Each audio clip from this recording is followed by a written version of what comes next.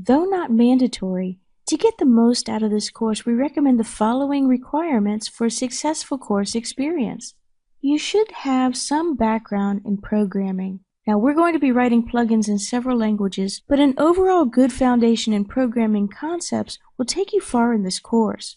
You will need Burp Suite. You have the option of using either free or professional edition. If a particular plugin we're writing or using requires an API only available in Pro version, I'll alert you to this. Finally, open your mind and release your creative juices to imagine all the various ways you can apply these macros and plugins to automating your pen testing needs. Now, plugins are supported in 3 main languages: Java, Python, and Ruby.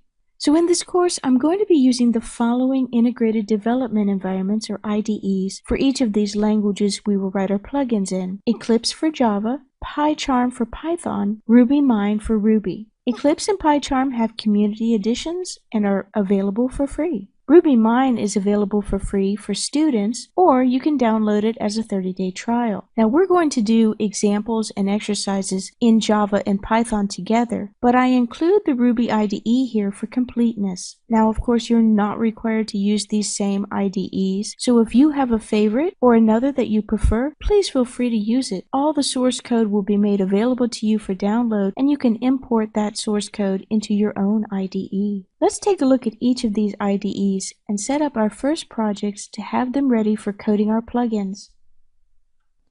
So we'll take a look at the IDEs that will be used in this course. For Java, I'm going to be using Eclipse Neon. Now, you're free to use whichever Eclipse version is the latest.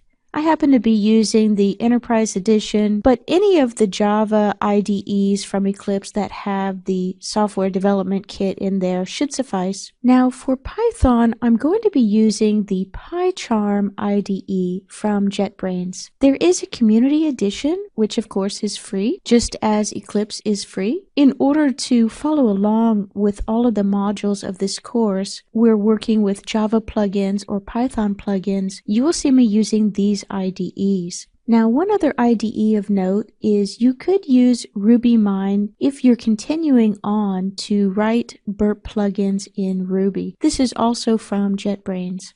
Now, realize that you don't have to use the IDEs that I'll be using in this course. So if you already have a favorite for writing Java or writing Python, please feel free to use your favorite development environment.